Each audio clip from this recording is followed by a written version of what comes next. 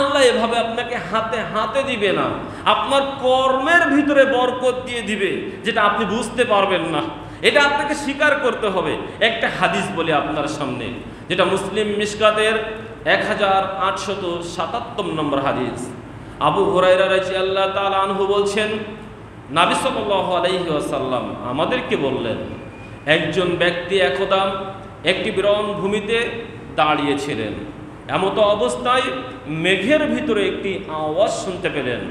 কেউ যেন মেঘকে বলছেন, উমুকের বাগানে পানি দাও। মেঘের ভিতরে কেউ যেন মেঘকে ডেকে বলছেন, উমুকের বাগানে পানি দাও। তখন ওই মেঘটি সরে গেল সেই বাগানের দিকে, যে একটি কঙ্করময় স্থানে পানি বর্ষণ করলো, এবং সেখানের অনেকগুলো নালার ভিতরে একটি নালা সকল পানিগুলো প্রবেশ করিয়ে নিল, এবং ওই নালা দিয়ে পানি সামনের দিকে ছুটে চলল।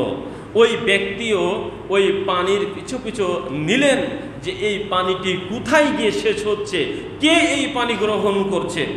অতঃপর যখন বেশ কিছু দূরে গেলেন, গিয়ে দেখলেন ওই নালার শেষ প্রান্তের জায়গাতে একজন ব্যক্তি তার জমির উপর দাঁড়িয়ে সেচ কার্য দিয়ে পানিতে সেচ দিচ্ছেন। তখন এই ব্যক্তি জিজ্ঞাসা করলেন, ব্যক্তি তোমার নাম কি? তখন উনি নাম বললেন, তার নাম বললেন। তখন বর্ণনাকারী বলছেন, আমি ওই নামই মেঘের ভিতরে শুনেছিলাম যে নাম ওই ব্যক্তি বলল। তখন ওই বাগান মালিক বললেন, হে আল্লাহর বান্দা, তুমি আমাকে আমার নাম জিজ্ঞাসা করলে কেন? তখন তিনি বললেন, আমি একটি বিরন ভূমিতে দাঁড়িয়েছিলাম, মেঘের ভিতরে তোমারই নাম ধরে আল্লাহ বললেন অমুকের বাগানে পানি দাও। তখন এই ঘটনাগুলো ঘটলো, আর আমি পানির পিছু নিলাম, আর দেখলাম তুমি পানি দিচ্ছ, আর মেঘের ভিতরে আমি যে নামটি শুনেছিলাম তোমার নামটিই হলো তাই। এখন তুমি বলো, তুমি কি এমন আমল করো যার কারণে আল্লাহ মেঘকে ডেকে বললেন যে তুমি অমুকের বাগানে পানি দাও? তখন ওই ব্যক্তি বলছেন, আল্লাহর বান্দা, তাহলে শোনো, আমি এই বাগান থেকে যা ফলাই তা হতে আমি খাই, আমার পরিবারকে খাওয়াই।